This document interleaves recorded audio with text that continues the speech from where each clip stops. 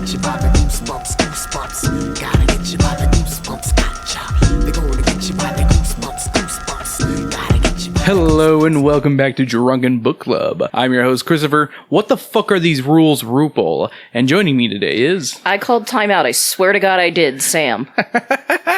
And today we are talking about The Beast from the East. Goosebumps number... I tell you what number it is, but I forgot I had the reprint version, so it doesn't have the number on there. I want to say it's 42, maybe? Sam's favorite number? Yeah, I was going to say, but not my... Well, it's not a bad goosebump. You know what? I thought it would be worse.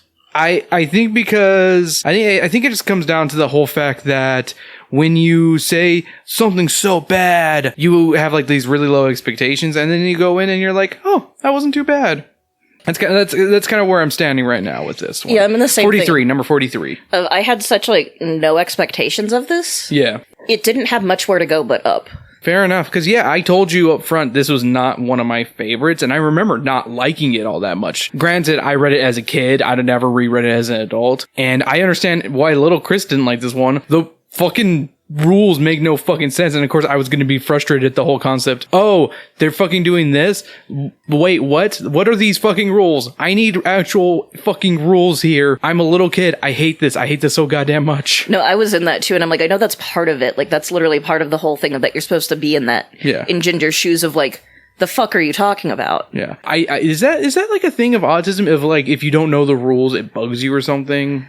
I don't know. Or like, I know with like autism, it's one of those things of like, a lot of times rules can be very helpful, and then it can be very frustrating when it's the whole like, oh, didn't I tell you about this rule? Yeah. But I also know that's pretty human experience. Like, if you go to work and then somebody goes, oh, didn't I tell you you're supposed to do this on top? And you're like, no. Yeah. Because like I'm definitely somebody who likes when things are fair, and when something becomes like a out of proportion, like it's no longer fair for people, that bugs me so goddamn much. Yeah. Like, I know there is a sense of justice with a lot of people with autism. Yeah. But whether or not it's like... So you're saying Superman's autistic?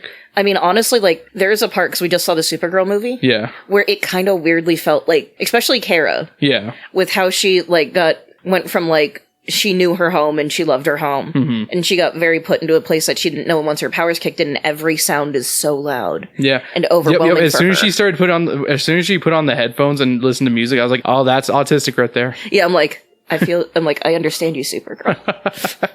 Good movie. Go watch it out. Go watch it, guys. It's very good. Not as good as Superman, but I'd still say a solid 4 out of 5 for me. Yeah, I agree. And do you want to know what I thought of this before we dive into Yes, the book? I was actually about to ask, what were your first impressions? What did you think this one was going to be about? Because I do remember having a question a long time ago on this one. On like when we first did a Goosebumps quiz, or like the very first one, where I was like, what's the premise of this book or whatever? What's the twist? What's the twist? And it's fucking stupid shit. Yeah. So... Oh, you don't know the twist yet. Yeah, I don't know the twist, because Hoopla like glitched out on me and just kept playing the same chapter over and over again. I was in my car and I was driving. While we were driving. So I couldn't switch it. Like, So I originally was worried that it's going to be a racist thing. A racist thing? Because, like, Beast from the East sounds like one of those, you thought Fu Manchu was going to appear and be like, oh, danger zone, Mr. Stein. Where they're going to do, like, the Gremlins, like, it's a beast from the far off East kind of shit. And, I never once thought that, but you know what? I could see this. And I thought it was, like, going to be weird hijinks with, like, a little monster creature thing. Yeah. Because they don't give a scale on what size the beast is on the cover. I know we'll get into the cover in a sec, but, like... Yeah. Oh, my God. I will talk about this cover. I fucking love this cover. Because I thought it was just, like, a weird fucking hamster. Yeah. Oh, you thought it was a hamster? Really? That's what I thought. Like, really? You didn't think that was a big creature? No, because I had no, like, there's the scale and how it is. Yeah. Like, I thought those were, like, tiny little, like, umbrellas. I don't know. I always thought it was, like, at least the size of a bear when I look at this cover. I'm like, it's climbing a fucking tree. And, like, look at that big old tree, not, like, a little tiny stem. I don't know. It's just one of those where I was like, for me, the scale doesn't seem... I don't know. So what you're saying is you just wanted him to be adorable and small. I wanted it to be, like... Oh, there's no way... Well, it's not even what I want. It's what I thought based on the cover.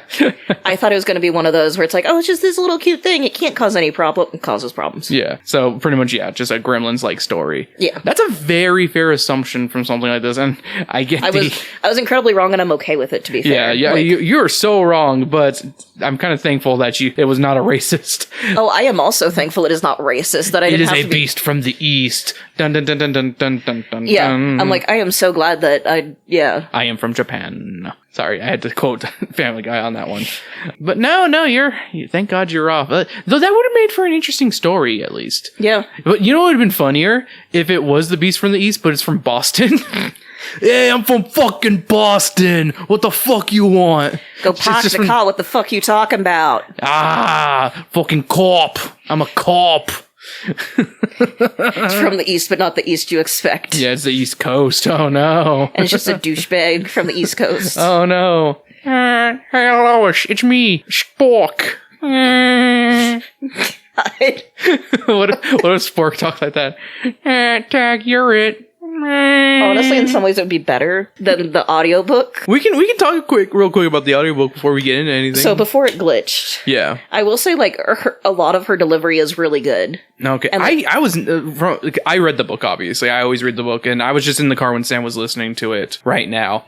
I don't know. I did not care for her. Like, I mean, granted, I only heard 2 chapters worth of her talking. I was not impressed. Like, she's all right. She's not my favorite one. Yeah. But, like, I think she did pretty good delivery for, like, the bugs. Okay. Yeah, fair enough. Like, that made your skin crawl, like, yeah, so like, hard. I was, like, scratching. Yeah. Some of the other moments were really good, but her voices are not good. Yeah, she doesn't really try that hard. It's like... And the boys were all like, actually.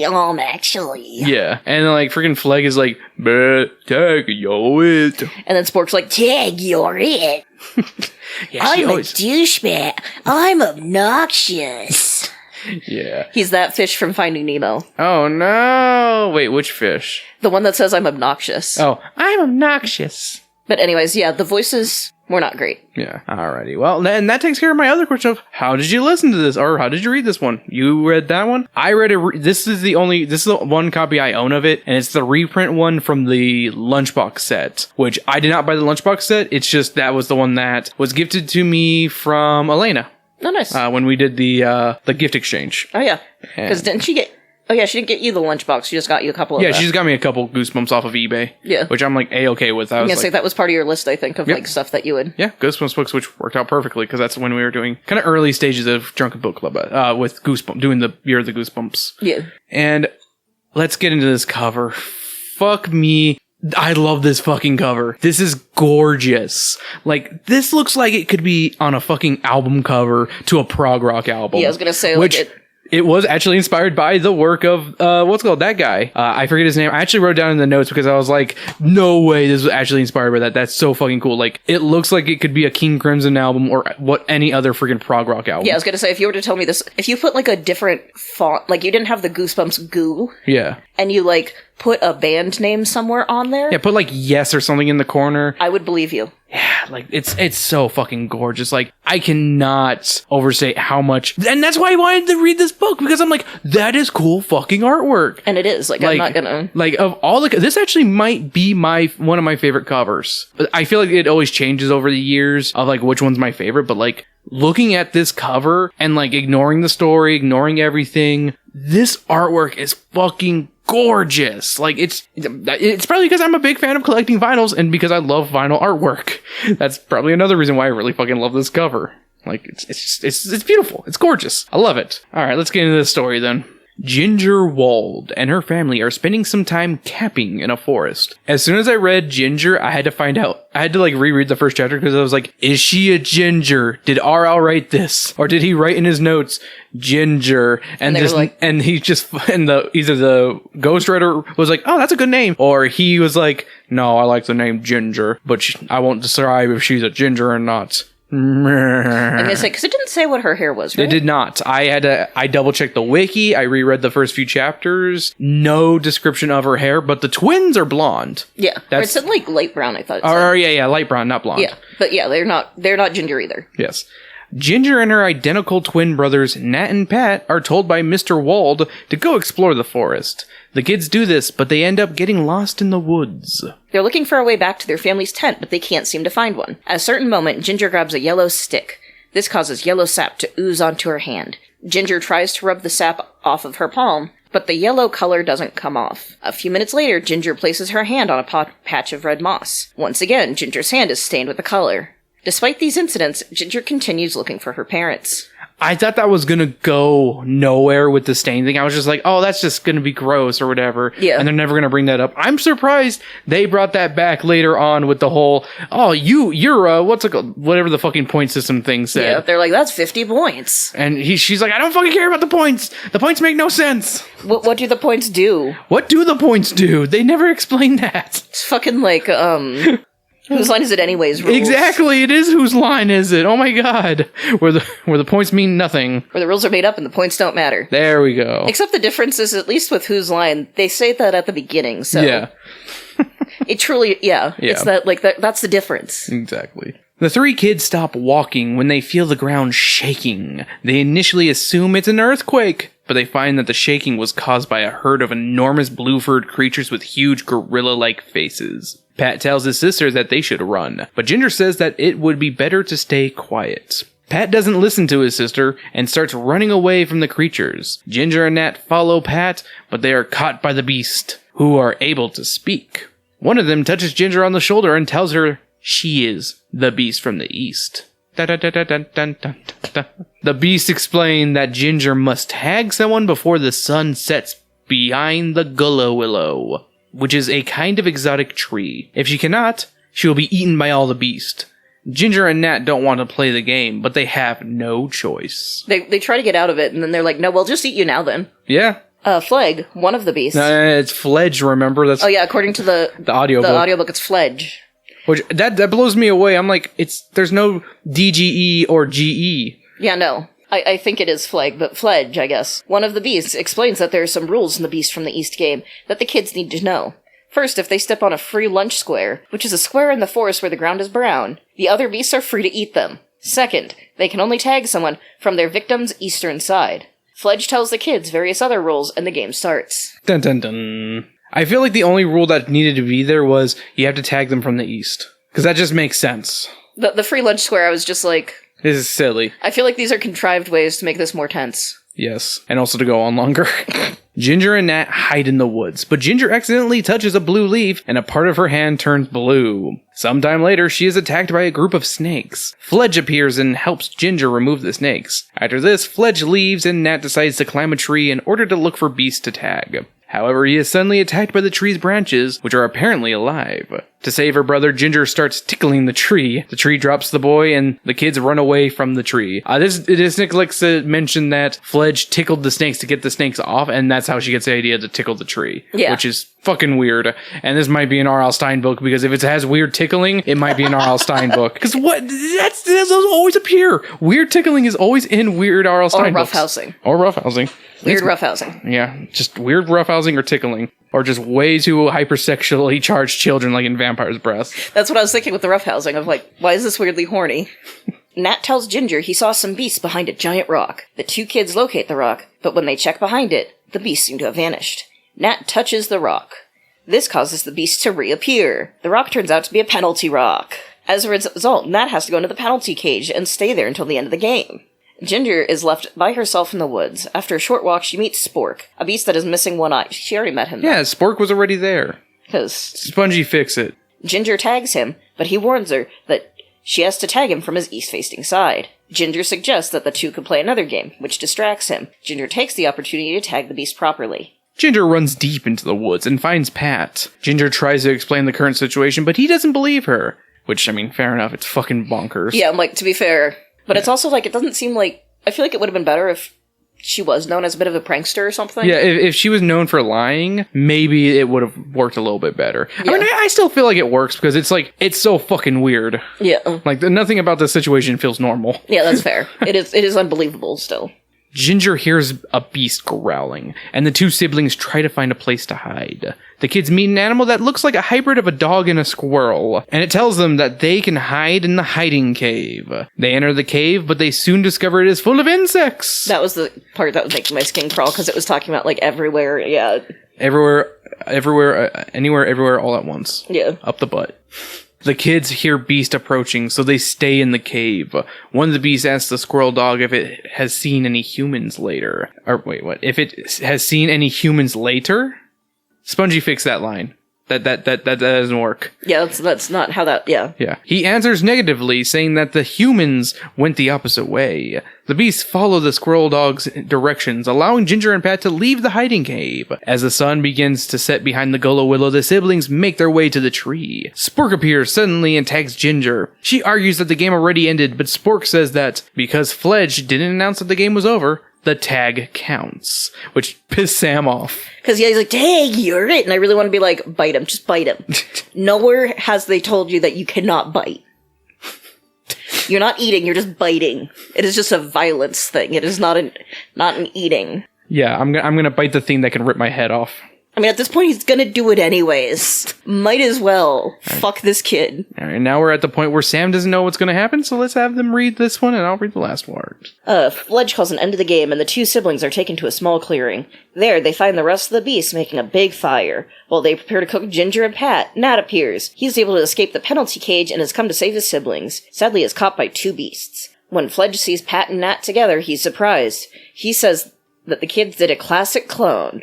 Since only level 3 players can perform this move, Fledge assumes that the boys must be at this level. Fledge explains that the kids have been competing against level 1 players, which isn't allowed. Fledge apologizes for making the kids play the game and lets them go. Fledge even gives the kids directions back to their campsite. Yep. The kids follow Fledge's directions, but they are surprised by a beast. Ginger says that the beast can't tag them since they are level 3, but the beast reveals that he is also level 3 and tags Ginger. The end. What the fuck?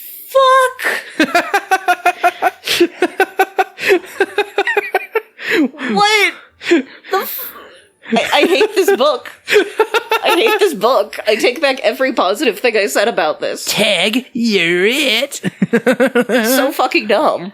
What part of that was dumb, Sam? One, the whole, like, more made-up rules. Yeah. That just arbitrarily get them out, which feels like a cop-out, let's be real here. Yes, let's be real, that was a fucking huge ass I thought it was cop-out. gonna be like the parents come in and are like, are you still playing this game? You fucking kidding me? Yeah. Ooh, what if the parent beasts come out and say, let them go? That's what I mean, of, like, the parents being like, Spork? You're calling yourself Spork now? Get back here, Sheldon. Get back here. Why Sheldon? He's a fucking loser and I hate him. I'm Spock. But yeah, no, if the parents were just like, we're so sorry. They do this all the time. Yeah. And then they just, like, leave and, like, go to their campsite. Because it almost kind of assumes that they're aliens because they're like, yeah, we have universal communicators. Technically, they do say that they're in a different dimension, actually. Yeah, and they just, like, beam back to their dimension and just be like... Like, they say to get back to your world, just follow that path. Yeah. That's what they tell them. Well, you weren't there. You didn't read it, Sam. Fair. So, yeah. you can't say yeah to that. No, like, yeah, that makes sense. Like, yeah. But I'm like... Which, I don't know, I like the idea that this is a different world, and it's kind of just weird, and now they're trapped there to get eaten by level 3 monsters now. I just think it's funny to have, like, the parents come and be like, stop it. It would have been a better idea. Stop it. Fledge, you were supposed to be doing homework. So, I told you not to hang out with Spork. So, do you have any notes, Sam? Yeah, I was expecting to hate this a lot more. What do you mean? It sounds like you hate it now. Well, like, the ending pisses me off. Just fair, right? Like, I like the ending. I don't know. It's got an R.L. Stein feel to it. The other thing, though, is that it doesn't feel like an R.L. Stein. Yes, okay, agreed. So, like, the whole book doesn't feel very R.L. Stein at all. Yeah, so if we want to go to that, because that's, like, my main notes, and... Yeah, no. I don't have many notes, to be fair. Yeah, you never have any notes. You don't write. You can't write. You never learn how to write. I'm illiterate. You have no hands. I'm just a stump. I don't have legs, either. Yeah, I'm just stuck on this couch. You're just a stump, yeah. That's why I play audiobooks for you. According to Tim Jacobus, the cover was inspired by the works of album cover artist Roger Dean. That's the name of the man who did all those amazing works. Nice. Game Boy is mentioned for pop culture references, not in this version, but in the original version. Yeah, I was going to say, because the one that I had didn't say Game Boy. It was just like a game system. Which, it was a Game Boy that he brought. What games could he be playing, Sam? I did a little bit of research, and there's not a whole lot of Game Boy games that at least are worthwhile to talk about released before this one came out. But we have Kirby's Block Ball, Kirby's Dream Land 2, and Mario Picross from those last two are from the year before, but I feel like it's fair to all I think is him being like super intense on Mario Picross. Hey, that shit's good. I love Picross, don't get me wrong. Like, yeah, you fucking love Picross. This is not an indictment of Picross. I'm just thinking where he's like, I've never gotten to level 6 before. That makes sense with Mario Picross. Yeah, but just like that being the thing instead of, like, because I thought it was like a platform or something. Yeah. Why is it friend-shaped? Why are Fledge, Glebe, and Spork friend-shaped, Sam? if they're not friend-shaped, why am I not supposed to pet them? Yeah. It's because they're covered in bugs, that's why. Yeah, I was gonna say they're gross. Especially Spork. This is a solid premise. Let's see how RL fucks it up. Which, hey, there you go, Sam. There's my note that went for you there. If this were Tales to Give You Goosebumps, it would have ended on page 28. So that's up to the point where they get lost and they finally get captured by the beast. And then it ends with tag you're it. That's where a Tales to Give You Goosebumps would have ended. And like that was pretty much what I thought this book felt like from the start. It feels like a Tales to Give You Goosebumps that got stretched out so fucking much. Where they're like, oh, the person was like, oh, I'm not doing a Tales to Give You Goosebumps. Shit, I gotta write a whole thing. Oh, Yeah. fuck. How do I expand it? Okay, Because I could believe that. yeah. Page 29. He shed it. If this book has anything going for it, it's really fucking creative. The forest is filled with bizarre flora and fauna, as well as other oddities. Fleg, Spork, and Glebe, and other words from this book, feel like they're from Smiling Friends. They do. I said that to you, I think on Thursday, or Wednesday or Thursday, where I was like, I think it was Thursday. It was Thursday because I was picking you up from Yeah. What? the house. No, you weren't. We didn't pick me up on Thursday. Yeah, it was Thursday. You picked me up on Friday, which was yesterday. Oh, yeah. I'm tired. You called. We talked on the phone, Sam. But what's it called? Like I said that to you over the phone, and I was like, yeah, it feels like if you imagine that this was, done by the Smiling Friends crew, this book is somewhat a little bit better. Or hell, it could have been, like, I even said to you, I would love to see this one animated in, like, an anthology series. I think it was Wednesday. Yeah, it was one of the days. I can't remember which day I started reading. I think it was Wednesday or Thursday, because that's when I really went hard on reading. It was Wednesday, because Thursday had the 12-hour day. That's right. Yeah, so, yeah, we still talked on the phone, though. Yeah, that was after the thing, so. Yeah. But I said that I think that this would be a really cool one for, like, the guys who did Smiling Friends to actually animate this one. Because I feel like they could make the weird world really come to life if there was ever an animated anthology Goosebumps series. Which will never happen because people don't want good things. Yeah, I was going to say, that would have been really cool. They want teenage drama like Riverdale with my Goosebumps. Because people don't want the actual stories adapted. Because, I mean, let's be honest, they're really not that good. But they could be improved by actually being written by somebody, who can write shit. Well, I'm also like, again, like the animated could really make it like come to life. Yeah. Especially a weird one like this one where they could not make a live action of this book. Have Spork be voiced by Zach. Now Glebe gets voiced by Zach. He's just doing it. And Michael, what's his face, does Fledge. Yeah. And yeah, Spork could still be done by Zach, but he's doing his don't come to school later voice.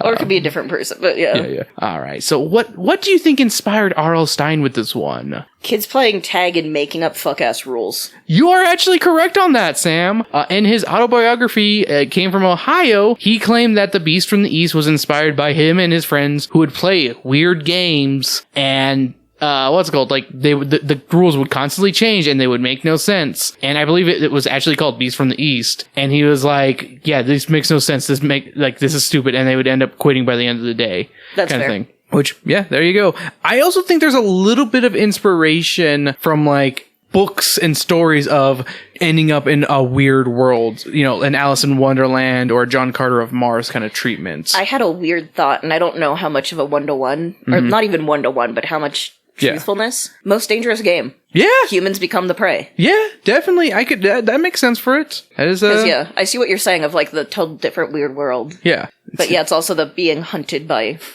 This was the movie. The Predator. Did that rip off this movie?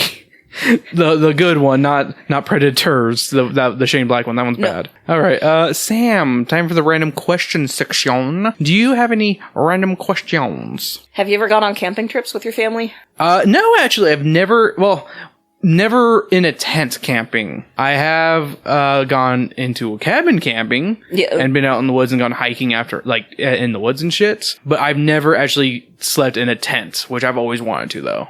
I did once. Oh, yeah? And it was when I did this, like, it's called, like, Not Your Brother's Science Camp, where they had one night at Kit Peak. Yeah. I was terrified of bugs, and then I got made fun of because I thrashed in my sleep. You Tina Turner thrash? You mean a Tina Belcher? Oh, I said You Tina said Turner. Tina Turner. Yeah, Tina Turner. No, Nat, don't hurt me. That would be more disturbing, I think. It would be very disturbing. And I was like, this sucks. This sucks. Do you know the Teddy Bear's Picnic, Sam? I know parts of it. Yeah, I know it like bits and pieces. Yeah. I know like that like the rhythm of it. I don't know the words though. I know if you go into the woods. If you go into the woods. If you go into the woods today. I don't know the rest.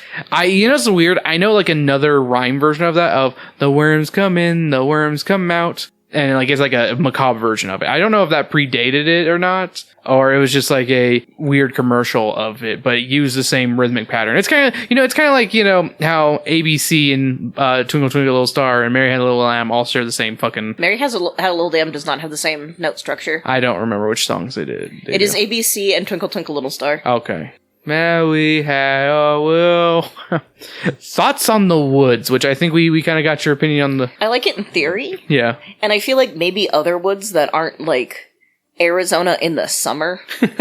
Because it was like the summer and it was Kit Peak, so it wasn't that far up in the mountains. Yeah. So it's still pretty warm. It was cooler, but like, yeah, it was still kind of dying. Yeah. It was still like, I think 90 degrees. Fair enough. So like maybe somewhere where it's actually not. That's fair. Satan's asshole. I love the outdoors. I can't survive in the outdoors because I'll get cancer. Again, like somewhere else I would try. Yeah.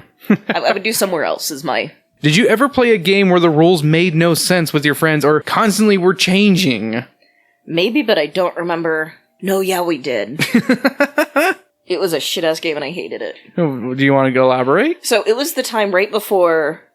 I told you about the weird friend drama that happened in elementary school, right? Yeah. Because, like, I'm going to use their names because I don't think they listen to it and I'm not going to give last names. Yeah, it doesn't fucking matter. So Cheyenne was, like, the late addition and she left, I think, relatively early. Mm-hmm. Then there was Christina, Madeline, Lorraine, and myself. Yes. And, like, Lorraine eventually went, fuck you guys. Screw you guys and go home. Because, to be fair, it was kind of Teen Girl Squad vibes. Yeah. Like, proto-Teen Girl Squad. Where me and Lorraine were somewhere between the ugly one and what's her face on any given day. Yeah. So, I get where she went, fuck this. But they played this stupid game because they basically made fun of the fact that I like to hug. Yeah. And they were like, they basically played it as tag. Mm. And then they like add rules to it and shit like that. And they kept adding rules and I was like, fuck this sucks. So, would you have to like when you tag somebody, you would have to hug them or what? Yeah, basically. Like glomp them? Basically. Yeah. That's glomp mean. them, you mean? Yeah, that's what I say, glomp. Okay. What did I say? I'm not sure. Glomp. I you think glomp them. But yeah, no, that was the thing. That's mean. Yeah. That's cruel. Kids are mean. Yeah, fuck you guys. Screw you guys and go home. I'm gonna go hug something. I don't want to play your hugging game. I'm gonna go hug something to make me feel better.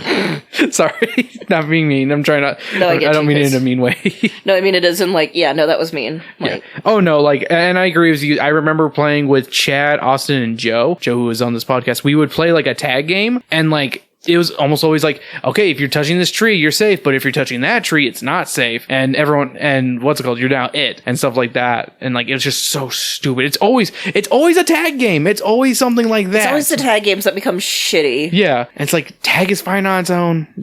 Thoughts on the game tag in general, though, Sam? I think over the age of like, I think once you start to get old enough where you have to add those stupid rules to make it more interesting and not just be the fast kid wins. Yeah. Because it's always like that one kid that just... Oh, God. You know, and I hate to say, I can't speak for you. I can speak for myself. I was a slow kid. I was not a fast runner. I could do a quick burst, but then I'd be out of breath and couldn't tag anybody. I was similar, where I was not necessarily the slowest. Yeah. But, like, in the long con, like, yeah. Yeah. I was getting beat out by the fucking karate kids. Yeah. And the fucking cheerleader. Yeah. No, literally, she was a cheer... Although, technically, I would say more... Yeah, I would say Christina was more of the cheerleader, even though Madeline was the actual cheerleader. Yeah. Who was more of the so-and-so. Yeah. But, yeah, as much I've never been... as a kid, I liked it, because it's like, oh, I get to play with friends. But I was always fucking, like, scared that I would end up being tagged. And it would almost always happen, at least. But I feel like at some point, people... I don't know if it's because I was actually... decent, like quick enough to catch people, or if they just felt bad. I've always kind of wondered that of, did they feel bad and like let me tag them kind of thing? Because like I'm not a fast runner. Like I'm a jogger. Like now I've discovered upon getting older, I'm not a runner. I'm a jogger. I can go pretty long distance at a pretty decent pace. I just can't do it at a very fast pace. Yeah, and as I've gotten older, I've had more problems because I have Fuck it. This is the Drunken Book Club. I get to be a little more off Your than I would. boobs get in the way. No, they do, because it hurts. Yeah, that's why I said it. Like, it physically hurts on top of, like, the other issues with running or jogging. Yeah. Is I have something smacking up and down. And it's not fun. I have that same problem. Boingy, boingy, boingy. Yeah, you do not have the same problem. Like, Don't make fun of my titties. All titties are great. You fucking bitch, just because you have bigger ones. Favorite Game Boy game, since I feel like this is going to be the last time we ever get to talk about the Game Boy on any of these episodes. I am a huge fan of the original Tetris on Game Boy. It is one of my absolute favorite games, and it is one of the first games I ever played, period, and it's still one of my favorites to this day. I think for, like, specifically, like, Game Boy... You can do Game Boy Color as well. Well, I was thinking Dr. Mario.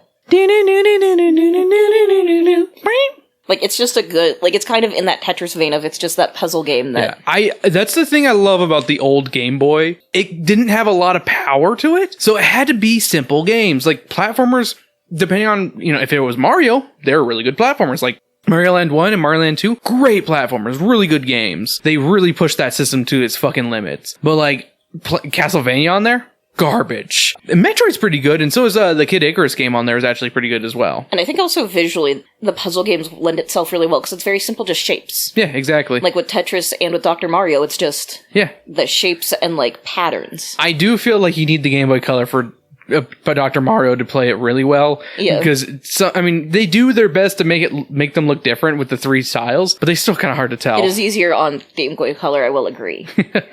And obviously we're both Pokemon fans, I will say that. Oh yeah, of course. Yeah, but you didn't take to Game Boy Advance. Yeah, because that's my parents didn't want to buy me anything until Game Boy Advance. So, which is fair, because you're too autistic. You would have been too obsessed and never want to leave. I was already obsessed with Pokemon. I think they're like, we are not feeding this habit. We are not getting... You know what's funny? I watched I put on like a what's it called, like one of those like streams on YouTube of like random episodes. I was like, oh, there's a Nickelodeon one. I'll put that one on. And an episode of Palswick came on, and it was very much parodying the idea of like the over obsessiveness of like buying Pokemon cards and needing that one card to beat everybody. Yeah. And I'm just like, oh my god. And like the one character who shouldn't get the bully, like got a pack of cards and he's like, I don't want these. And he opens it and like the one card that could beat everybody is in there. And Bowser goes, I want that. And like, he has to pretty much be his slave and shit. And it's like, so you never admit how much you want something if it's... Yeah, no, never. But I mean, he was going to rip it apart though. So yeah. Yeah. And it's like a super rare card that nobody owns, like, period. And it's always like the person that doesn't care that gets those. Yeah. And like, that's always the story of these. Yeah. That's why I fucking hate those people that are like, I'm going to open 20 packs. I'm like, this means nothing to you. Yeah, fair enough. Like, I love me some cards, so it pisses me off. I picked up the mobile Pokemon card game, the older one, and I'm actually kind of learning how to play. So yeah, I was gonna say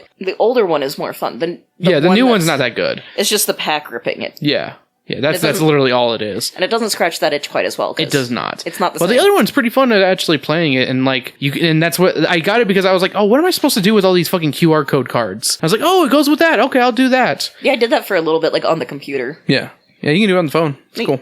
Yeah. All right, and final question. Did R.L. Stine write this? I know we had our disagreements of like, this doesn't feel like a full R.L. Stine. I actually do think this is a full R.L. Stine book. I don't think it is for a few things. Bring it. So first is, the kids aren't complete shits to each other.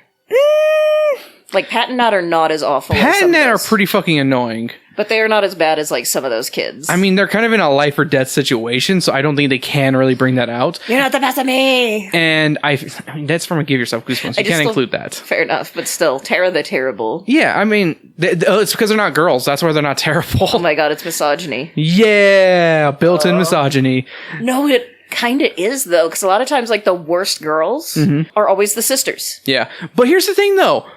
Some of the best characters tend to be the girls, though. Look at the Haunted Mask. Look at the Ghost Next Door, and those are definitely R.L. Stine written. True. So I think he just builds really good little sisters because little sisters are kind of shits. Let's be honest with ourselves. As a former little sister, I can. Yes, like I think it might be like a little bit of displaced misogyny in there. but I don't think it's purposely misogynistic. And to be fair, he does write little shits at boys too. Exactly. So I will say It's fair game. Too. Like I don't think it's innately misogynistic. Yeah, I'm not saying like he's a misogynist. I'm not gonna be like one of those. Actually, R.L. Stine's a huge misogynist. He's just like, fucking, why is there no men in Wonder Woman? Where's Wonder Man? All I can think of is him being like, why do you think I called it Goosebumps and gave it a gross cover? Yeah. I didn't want girls to read this. Girls have Fear Street. They have brains. But until they start fucking, that's when they stop reading. The fucking sluts. R.L., calm down. No, they're all fucking sluts. That's why I kill them. I kill them all. What is this? I have no mouth and I must scream. What? No. No, because like it's not even that the guy who wrote it is a misogynist, but like somebody pointed out that the like point of view character is a misogynist. Oh yeah, in that yeah. book. I mean, everyone in that book's a fucking awful person. So I mean, to be fair, they've been tortured for like 100 years, so yeah. No one's at their best after that long. But no, I personally do feel like this is at least a 90% RL book. Because, yeah, the Little Bros aren't complete shits, but they're starting off, they're kind of shitty. They're kind of annoying. They're kind of like, oh, let's run away. Let's do their thing. And that's what kind of gets them into the trouble. And I feel like honestly, I feel this feels like an R.L. Stine book. I feel like some of the more gross parts don't feel R.L. Stine because I don't think he does bug stuff all that well. Yeah, like we've said in the past, he doesn't do bugs and snakes all that well. But this one I feel like did bugs and snakes really well. So I feel like it's not an R.L. Stine with that. But everything else feels very R.L. Stine to me. Yeah. Especially the descriptions of stuff and the bizarre world. But then again, I mean, they could have just looked at the cover and were like, okay, because sometimes Jacobus would make the cover beforehand, and R.L. Stine would have to include stuff later. So there you go. All right, The Cocktail. This one, I got it from the Bartender's Black Book, and I went with The Bear Hug, or should I say, The Fledge Hug. What you'll need is a floater drink. So at the bottom, you'll put a half ounce of coffee liquor. Above that, it's going to be a half ounce of Sambuca. And then on top is a half ounce of orange liqueur. And you've got yourself Fledge's Hugs. Tag you're it, motherfucker. All right, Sam. What's your book report? So I will couch that with, again, like, I only just got the twist from this because... It's fair to still be pissed off, though. Yeah. But I will say, like, yeah, that was more... And it was also more on Hoopla than on me not wanting to finish it. Hoopla! Because, yeah, again, it just for some reason glitched and was like, what if I just... Although it also did the thing earlier where I was, like, about 70% through the book. Mm-hmm. And... Like, I closed out of it for some reason. I think when I went to, like, take a shower this morning. Yeah. And I went back, and it started from the very beginning. Oh, that's annoying. So I had to, like, skip around and try to find the back. Yeah. Hoopla has some issues. But I still love Hoopla. I love Hoopla, too, but yeah, it definitely has its issues. Prefer it to Audible. Yes, agreed. I prefer it to any of the ones that charge you for this shit. Yeah. When it can easily be allowing you to use it within its limits. Yeah. Yeah, I think some of the prose is really good. It did draw me in as much as, like, again, like, at first I'm like, I hate these fucking twins. Yeah. Because I was tired of the twins, and it was not helpful. I was so thankful when they got split up. I was like, oh, thank God, they don't have to be annoying together. Yeah. But yeah, the ending does piss me off, and I think it is going to drop the score a little bit. That's fair. Because, yeah, I think it would be better if, again, like, the parents, or even if it was, like, the parents come up and we were like, honey, don't play with your food. Yeah. Yeah. Don't tease it. Yeah. You wish it had a good idea, Sam. So that does drop it.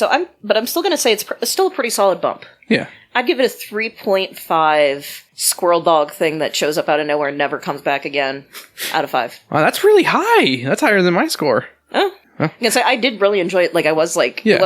It was one that I was like genuinely like engaging with. Yeah. I give this book a bit more credit than it deserves. I really like the premise of being stalked by creatures, but not to be their prey, but to play a game of tag. It's absurd, but it works for a Goosebumps book. I really like the creatures and setting too. Their disgusting mannerisms and how the world is described is also well done. Sadly, the plot itself is the weak link here, as well as the characters who are left as puzzled as the audience as to why these events are even unfolding themselves. But I will give credit where credit is due and say that this one actually has some scary moments. That primal fear of predators and trying to be the stalker comes through for me. It's not a great book. It's not even a good book, but I think it's a pretty solid bump. I give it 3 glebes out of 5. That's the episode. Sam, any other final thoughts before we end things? It was kind of funny because I started starting from the beginning of Dungeons and Daddies. Yeah. And I just got to the Lords of Chaos arc, which is the twins arc. Yes. So I also had like that thought of twins being little shits. Which, it's, I'm gonna say, I'm still at the beginning, so I can't say, Yeah. but overall it's still a really good podcast. But yeah, it just made me think, because I'm like, oh no, are we just gonna have more Larkin Sparrow? All right. Well, thank you for joining us this time on Drunken Book Club. If you enjoyed what you heard, you can support us for free by liking, subscribing, sharing this, commenting on Spotify, and telling us what you guys think about this book. Also on YouTube as well. If you're listening on YouTube, you can comment there. But if you'd like to support us further by actually giving us a little bit of money, $1 a month on patreon.com/DBC and DMM gets you all the bonus content. You get these episodes up early. You get them unedited. Though I do clean up the audio, obviously. And you also get a bonus episode every week that's up to 15 minutes long. So pretty solid amount of time. It's obviously a mini-sode, but some of them can go up to about almost an hour sometimes, depending on what we're talking about. It's more dependent on if I'm with somebody else, it will go on long, but if it's by myself, it'll usually just be 15 minutes. And as well, I'm also starting a new series that you can join the Patreon for free and get this series as well. I'm doing MCU in order and watching all of the MCU in order, from chronological order, and I'm not too far in as of this recording. By the time this episode comes out, I think I should be done with Agent Carter. I'm praying I'll be done with Agent Carter by that point, but I digress on that. But yeah, even if you join the Patreon for free, you still get stuff. I offer the bonus episodes a week later for free, so that's always nice. Anything? Oh, and we also like to, give a shout out to all paid patrons, actually. A shout out to Juan and Trey, because Weiss has not paid for a while, I've just realized. Dang. But woo to our patrons. I think it's because, he uses the iPhone one, and the iPhone one is really fucky with payments. That I believe. So I'll remind him, but it'd be like, at the same time, it's like, it's cool, it's fine if you don't. Yeah. But thank you for joining us on Drunken Book Club. On the next episode, we're going to revisit the Beastly Babysitter one of Give Yourself Goosebumps, because there's a question about that one in that book, which I think we actually got that question already, but we'll have fun rereading that one and doing the other path. So, and then after Beast from the East, oh boy, Sam, you're in for a treat for book number 44. It's the Fat Phobic book. Say cheese and die again. I am definitely looking forward to this one.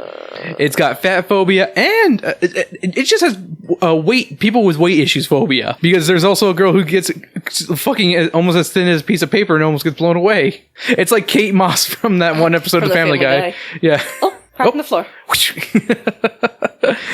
Well, stay tuned for those upcoming episodes. I'm actually kind of excited to reread Say Cheese and Die Again with a more open mind than because obviously as a kid I read it and was like, oh, that was not as good as the original, but now I'm gonna rereading it and I'm like, ooh, fat phobia time.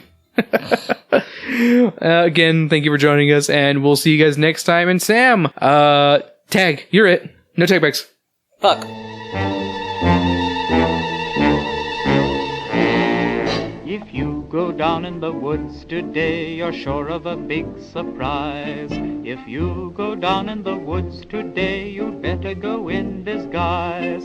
For every bear that ever there was will gather there for certain, because today's the day the teddy bears have their picnic.